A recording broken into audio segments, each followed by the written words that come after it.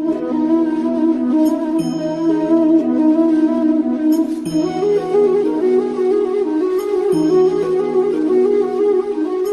कहते हैं इस माया के कारण फिरा देश प्रदेश। अभी पीछे समाचार पत्र में आया हुआ था, हरियाणा अंबाला का रहने वाला एक लड़का इटली गया हुआ था, वहाँ से वापस आया क्योंकि वहाँ यहाँ की बजाय हिंदुस्तान की बजाय वहाँ अधिक पे मिलती है, तनख्वाह मिलती है। रोजगार के लिए वहाँ गए, अच्छा पैसा लेकर आते हैं वहाँ से। तो फिर वो अपने परिवार को लेकर के गाड़ी में,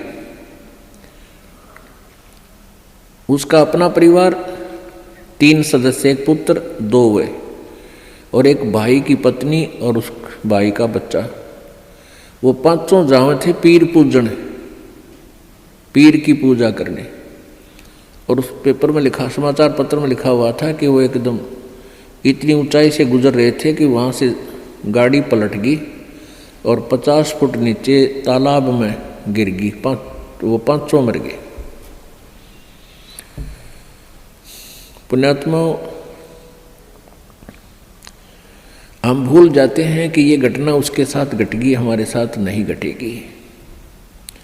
हमारे साथ ऐसी नहीं घटेगी तो कोई और तरह की घट जाएगी। यानी काल ने तो हमारे को यहाँ से जो उसने समय निर्धारित किया उसी दिन उठा लेना है। एक भक्त बता रहा था कि मेरे मामा के 5 लड़कियां और मेरी मामी भात न्योतन जावे थी, 3 लड़कियों की शादी इकट्ठी।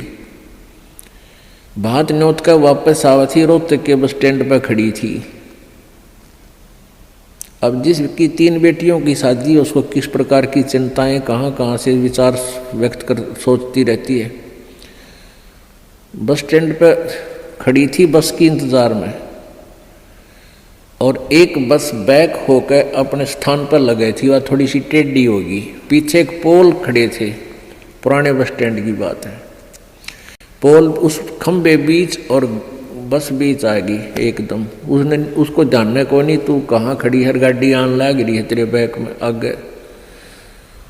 आध घंटे में वही तड़प कर मर गई। अब पुण्यात्माओं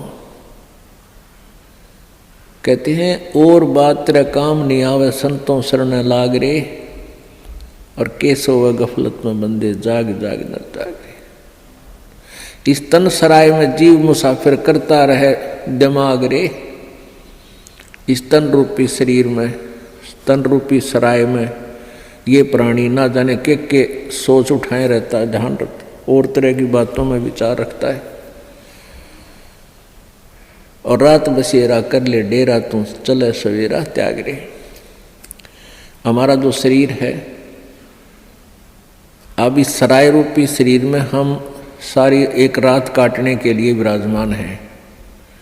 और सवेरा उस समय होगा जब आपकी मृत्यु हो जाएगी, फिर सुबह हो जाएगी, फिर चलो चलो होगा यहाँ से।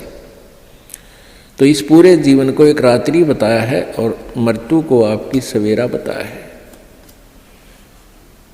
इन सब बातों को याद करके आप जी ने परमात्मा में रुचि बढ़ानी है। कबीर परमेश्वर जी यही बताने के लिए आए थे, और इस सच्चाई से परिचित होकर ही हम भगवान से डरेंगे और भक्ति करेंगे, बुराइयों से भी बचेंगे।